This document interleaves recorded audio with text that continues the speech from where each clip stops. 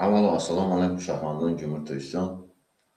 تمام کشور جامعه شهروندی مهاجران مخالفان از منصبدار عادی تا منصبدار بلندپایه آزاد. امروز برنامه ما عید نوروز. من سخن تبریک میکنم همه مردم با فرارسی عید بهار نوروز میخوانم با صحبت میکنم. با عید بین المللی نوروز رمز احیا، امید و آغاز نو است. بگذار این روز به هر خانه صلح، آزادی و خوشبختی آورد. ما برای آینده روشن، عدالت و демократия якжа می‌ایستیم. С международным праздником Навруз! Всех поздравляю. Навруз – это символ обновления, надежды и нового начала. Пусть этот день принесет в каждый дом мир, свободу и счастье. Мы вместе стоим за светлое будущее, справедливость и демократию. Happy International Nowruz. Nowruz is a symbol of renewal, hope, and new beginnings. May this day bring peace, freedom, and happiness to every home. Takte we stand for victory, future, justice, and democracy. Through his International Nowruz Fest.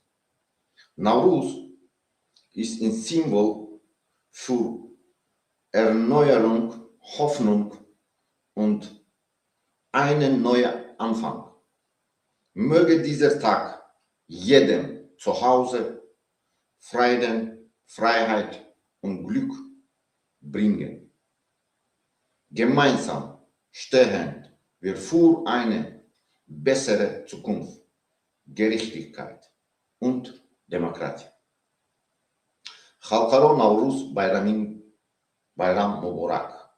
Навруз янгиланиш, умид ва янги бошланиш рамзидир.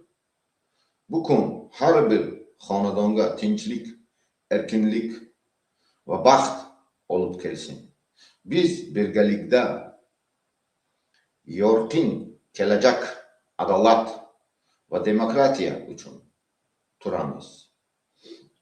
همه شما رو با فرارسی همین نوروز تبریک میکنیم. امروز نوروز، عید نوروز، بعضی تاریخی نوروز سخن میگم، میخوانم، گوش کنیم.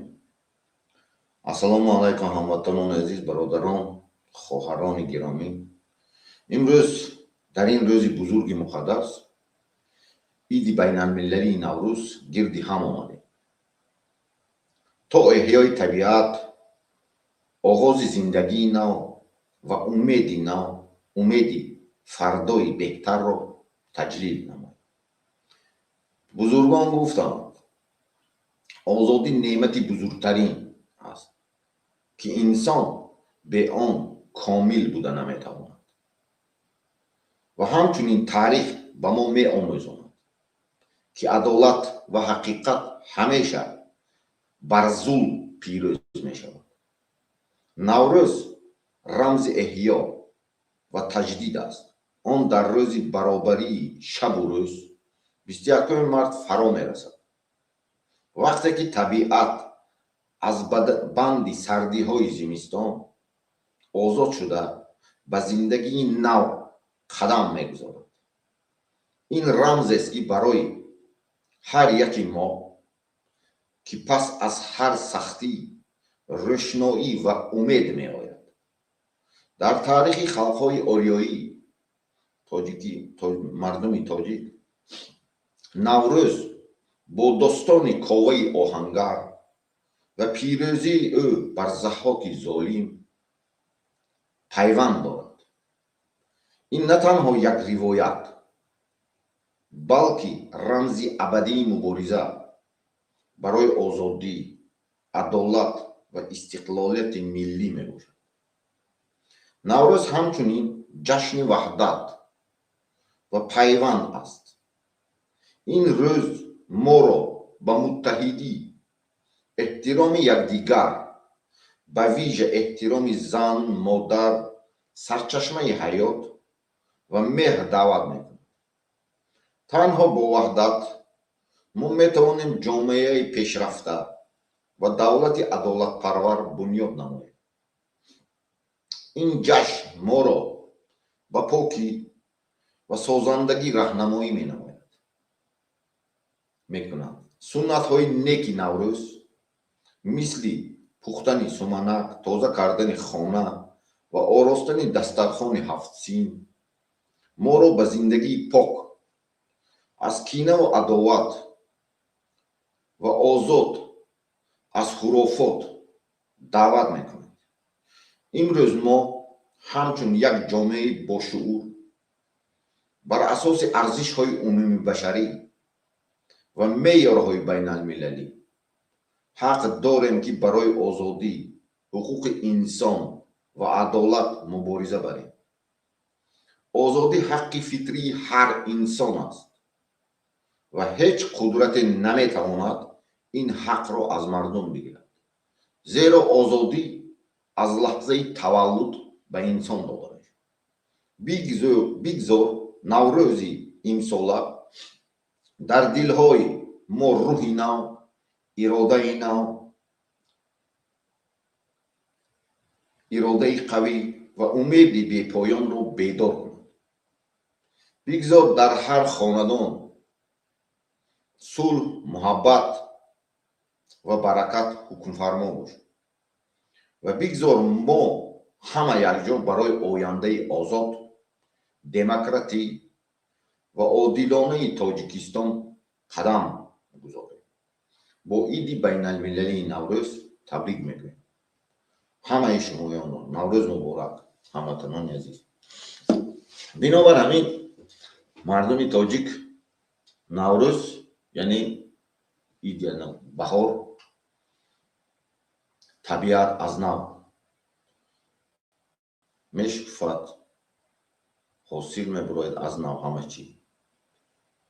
برای همین اگر گیریم، اگر تاریخی ملت تاجیکتی کوه آهنگر در همین نوروز بر ضد ضحاک خسته بود، مبارزه بود. این حال در تاجیکستان سیستم تاجیکستانی ضحاک سنترالni точка говорим Эмомали Раҳмон не ҳамун кланаш кати оилаш кати шудаги бисёр ضحاک‌ها бисёр фаҳмидем. ба пушти бо Эмомали Раҳмон меистад ضحاک‌ها. яъне ки вақте ки Мусо омада буд, фараон ки мубориза бурд, фараон якта буд. айни ҳол фараонҳо бисёр шудаги, ҳама фараонҳо якта шуда бар зидди Мусо мезананд.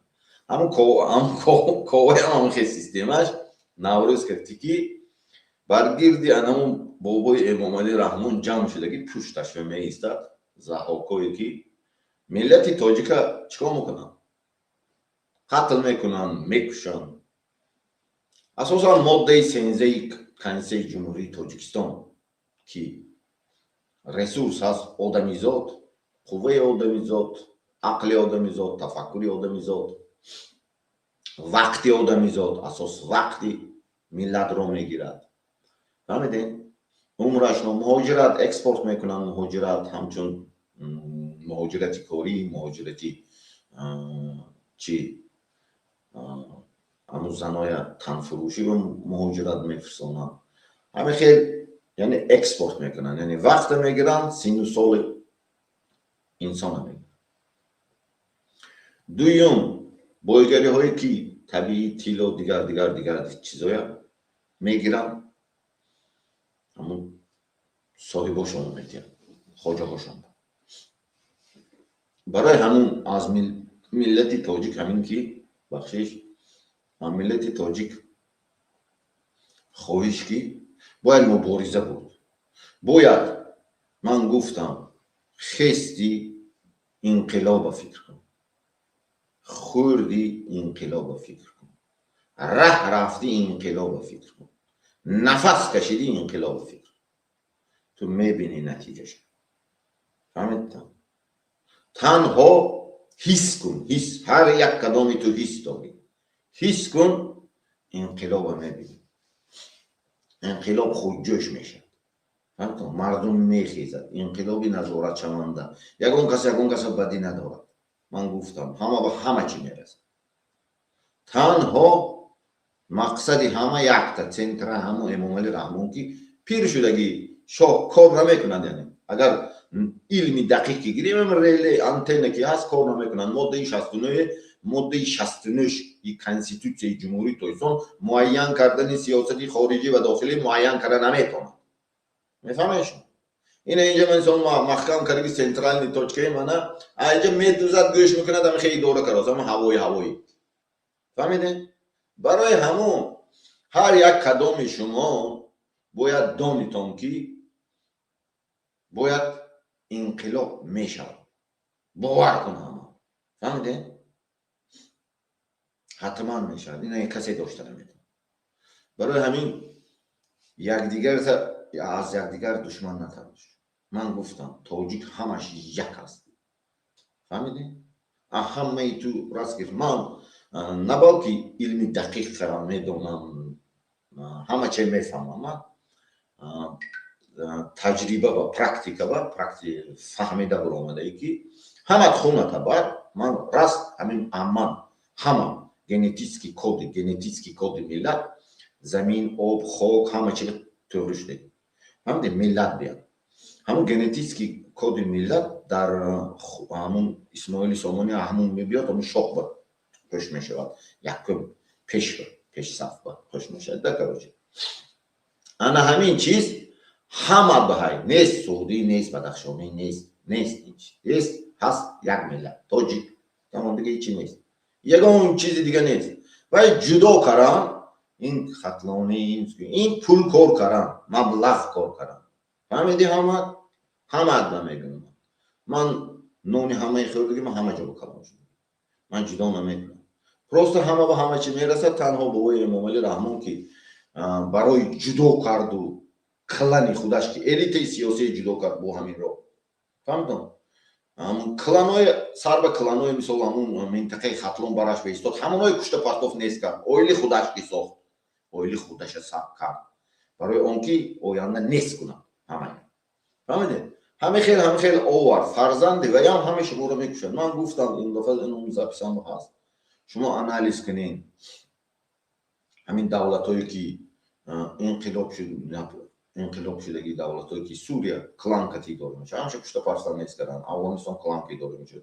این ایران هم زدن اما کلانکی داره میشه نیست کردن. دیگه همون دیگر هم میبیاد خداشون میکنند همون خلق ایران. برای آنکه خلق ایران دانو وقتی که ما همون سیستمی سنترال نیتوچکه گفتم سراز انمی کارهای سر کردن راست همون در نودرکاری آدم خلاص شدن در میگن جنگ و اونجا بسیاری تجارت هست. برای همون هر یک کدام شما باید این چیز دانید. فهمیدم؟ تنها مقصد ملت تاجیک آزادی برسیدن یک جا شدن، یک جای قدم گذاشتن در این نوروز که همه چی از نو میبروید چیزی کهنه پرتافتن. من ایدی رمضان دینه بود. ایدی رمضان بیام که قهر و غضب همه پرتافتن در کل یک جا شده یک جای قدم مونده مقصد برسیدن. فهمیدین؟ مقصد این ملت من گفتم ساختن دولتی که در آن زندگیش یه ارزنده هست برای مردم عادی. دولتی همه شمول یک وزیر بدخشانی، یک وزیر دوشنبهگی، یک وزیر ناحیه تابع مرکز، یک وزیر سعودی، یک وزیر ولایت قرقون تیپ. فهمیدین؟ باید همین خیل باشد. دیگه یگان خیل نیست. دیگه همش دروغ است. دیگه همش برای جدا کردن ساختن مبلغ جمع کردن شد. بای شد بابای امام علی رحمون با همین رو راست میگن کماندش بود کماندش باشه. از که کماندش اکن کشته میپرد نیست میکنه. فهمیدین؟ هر کارگری مقامات هستی، کارگری حکومت هستی. شما با من گفتم شما حس داریتون بیرین بودگی هایم که سیاست که میگیری حس داری. هر یک کدام حس مخالف هم باشه حس داری. کسی که همین سیاست گوش میکنی انالیز میکنی هیستوری همین انالیز کنی اکو فهمیدی؟ همین من گفتم سال 1990 دوم فوریه 1990 خلق خیزون مردم خیز فهمیدین؟ وقتی که قوار محکم براو تو باید امام رحمان جاش آمده میشیش فهمیدین؟ سنترالنی توچکا آمده نشیش مردم خیز فهمیدین؟ امام رحمان همون مقامات های امنیت های دیگه دولت همون نماینده های الیت سیاسی همون وقت کلوب با خطلان بگفتن یا ایزولیاسیا کردن کلوب وظیفه دادن ایزولیاسیا کردن دوشنبه نموندن پوست گوشت یکدیگه را خورد این همینا وظیفه تقسیم کنیم که خیس مردم رحمان نبیف هموندن رحمان نبیف سپورش داد خلق کشت بعد چیکار کردن همه آدمای کشتگی کارگرای مقامات همه آدمایی که پیش سکه بود همش کشتن کی کشت معین دعوت های برزیدی خلق نخیست یا مثلا من ایران این خلق مردم خیست سپورش دادن کشتن سپورش دادن کشتن همونای کشتن گشته خودشون توچکه دادن اما آدمایی که خلق کشت همونای کشتن از شاهی خلاص شدن یعنی و سنترالنی توچکه شما من یک چیز فهمیدم می ایستاد می برد رسورس فهمتم نفت آب همون رژیون با نفت کمش نفهمتم شما برای همون زدن گفتن که براو نبراف همون راهبر همون ایران بعضی راهبراش که مسئولیت کردن که چون نمی براود خودتون بین خودتون حل کنید براود یک آدم همون آدم در کاری مانیتون خودتون همون ملتتون چه همون شاه یا پامازنی پادشاه یا پرزیدنت همون راهبر مانیتون نموندن همون رژیون نفت کمش میفهمید شما زدم یا بشار اسد بچه شما فهمیدین میتینگو سر شد کشاکش سر شد نفت کمش زدم بردم موندن نفت برو و همون رسورس اساسا میبرو چی تیلا خوب افغانستان اشرف غنی وقتی که برا گفتن نبرا در گفتن در آمد شیش برو اومد سور اومد تیلا همون چی یا خود کم شد فهمیدین همه خیلی کار میکنن هم تاجیکستان هم اهمیتی وقتی که سال 90 اگر رحمان امام علی رحمان آورده میموندن امام رحمان نمیفهم بی سوادتر فهمتم بی دانشتر اگر آورده میموندن نه هیچی نمیشد همون نه گوشنگی میموندن نه قحطی میفهمتون همه خیلی کار میکنن ما اوجه میدانیم این چیزایا انقلابی اوکراین انقلابی بنگلادش انقلابی شریلانکا انقلابی سوریه انقلابی افغانستان بشود اینه ایران بشود استوکس همه انالیز کرده بود هم تاجیکستان سالی همه خیلی کار میکنن میشینن کار میکنن سنترال نیتوچکا فهمیدین حرف پ به اهمیتتون شما گفتم کو پ حرف پ به اهمیتتون پی مهر دارد میگم بعضی گوشتینگیرای میگن کو پی پنجه خدا دارد گوشتش نمیرسد زمین میگم این از نوروز گوشتینگیرا انا کن گوشتون پی مهر خدا دارد خاک با آب با زمین با ژنتیکی کداتون هم خونتون با پستتون استخوان همه جاتون داره همون شو فهمیدم همون با پ حرف پی مهر خدا پیامبر میگم پادشاه میگم فهمتون پرزیدنت میگم ماده 69 як говорят перевода передвижение международной и внутренней политики یعنی که معین کردن سیاست خارجی و داخلی ترجمه شد فهمتون همه خیلی کار میکند انمین بس شما چیکار فهمتون سنترالنی توچکا همین نаука که علمی دقیق همه خیلی کار میکنه همه تو دونی برزی دیوای نبورم این دولت ها میخوانند این چیز این دولت ها کدوم تا فرزندت خواند درسی چی دارد اینا ریلیگیا فیلسوفیا политика природа میفهمید یعنی که природа با وابسته است شو فهمید از دین کتابای مقدس بنویسته شده همین چیزا همش اخوردیش تیار کرده میبیارن میدونن برای همون دولت‌های پیشرفته یعنی که چی نمیکنن اکونومیکش کم چی میشه قشنگ نمیشه سیاستش از کار نمیموند همش شروع کار میکنن همه چیز پریرودش همون حاصلش همش خشوع کنه، برای اینکه همون اسنوه همون فوندامنت ویران نمیکنه. تاجیکستان امام علی رحمان همین خواست، همین کلانو که همین 30% 70% خواست که من شکند اسکوند شو به همون بچه‌ش همون من تن ندادم. اگر هر یک ملت که گوش میکنی 8 میلیون 8 میلیون و 300 اهالی، نه 10 میلیون میگه اینا، نه که 8 و 300 اهالی هست. هم تاجیک هست، تاجیکستانی، شهروندی تاجیکستان میره. همه همون اگر هر یک تو تام دادیم خاک و زمین آب و کوه تاجیکستان تام داد، من تام دادم. من همه خیلی کار میکنم همینطور، من شما راست شمیدم. لیکن یک جا شو همت مبارزه دار، فهمیدی؟ نترس، یگان وقت نترس، دلت با ترس نگیر، همین حس کن. فهمیدم؟ من گفتم که از سال 97 هفتم ایونی 1997 اینو میفهمن وقتی که سیاست رو میدارد امام علی سیستم های سیاسی دولت چه اداره شدنش میفهمد میآورد.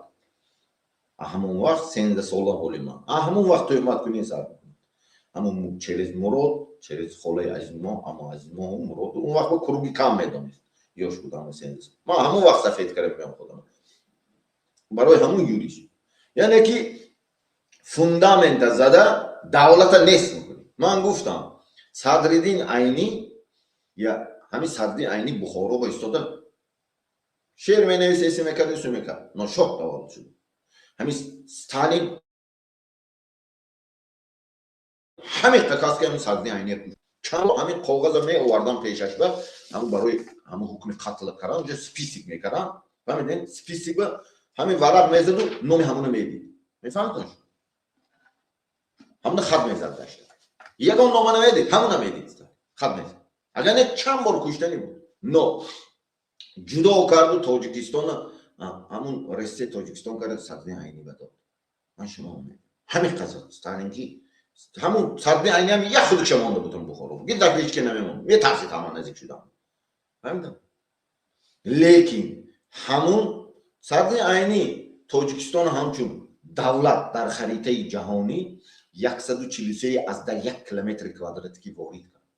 زبانش تصدیق کنم، پرچمش تصدیق کنم. بابا جان غفور فهم زدن بسیار غم دادن. یکی بابا جان غفور تاریخی ملت از است که همین تاجیک تاریخ دارد، تاجیک ملت است، همین خیلی نمیست. فهمیدم شو اما به حد غم دادن نه نتونستم آخر عاقبت بردم موندم. فهمیدم؟ امام علی رحمان اگری مگر من گفتم شما در دوره شوروی همه استرکتور و یا صدرالدین عینی یعنی تاجیکستان خریطه جهانی به وارد کرد، همچون تاجیک بودن ثبت کرد، یعنی رجیستراسیون کنم، همچون زبانش پرچمش گفت بابا جان غفور تاریخش نویس تصدیق کنم. فهمیدم؟ برای اون که بعد سال بعد 999 ما دولت نداشتیم. هم بعد اسماعیلی سامانی پشت خوردن دولتش یکی از سببش سیستم انمی امام علی رحمان همه جا خیش تبار چمون دولت پشت خورد. بعد همون دولت نداشتیم. دوره صدرالدین عینی بعد دولت ساخت. میفهمید شما؟ همینجا دولت پشت خورد. فهمید؟ ما یک بار مهری خانه ویران کنی داریم. من شما براست شما مهری داریم که خانه خدا ما ویران میکنیم. پدر ما میکشیم یعنی که. فهمیدی؟ برای همون هر یک قدم تو این ادام هر یک قدم فهمو امام علی رحمان آمد دوره امام علی اگر صدرالدین گفتم همون امام علی رحمان با همون وزارت ها با همش با روسا بود، همون وزارت های دادنو گفتن که فقط خلق خودت شکار میکنی، خلق خودت میکشی، خلق خودت میخوری، زمین و آب و خاک و کادر نمیشین. اینا یعنی ما همان آدمایی که همون اساسا همین کلان و رهبرا با نام میت، یعنی حتی بیرون همین گریزش دا اومد که همه اینا اینجا ساختگی بودن آمدگی بود، همینا نگاه میکند همون دنبال میتینگی اداره شونده میکنیم، میتینگی که اداره شونده همین میخزیم امام علی رحمان با همون خوجه‌هاش اونایی که هم خوجه‌هاش خریدار میکنن برنده میبره. چه فهم فقط گل چپه نشود، خاص نگیریم یک دیگر. فهمیدی؟ خاص نگیریم یک دیگر رو بدیم، همه چیه میسازیم یک جویه میسازیم، یک جای ایده که سفید آقای پیروی برنا آقای آدمای سیاست با اما با خوبتر میفهمیدگی آقای من میگیرتم من براتون میستم یاد میگیریم یاد میتیتم با بعضی چیزی که نمیفهمم میسازیم همه کسا چی خیلی فهمیدم این ملت دشمن نداره همه یک جای دولت پرزیدنتی پارلمان همه ولست نه پرزیدنت باشه نه پارلمان یک جای میساز چه فهمید اکا و دادر اما هیچ کی دشمن نیست این ملت زنده باشتون سلامت باشتون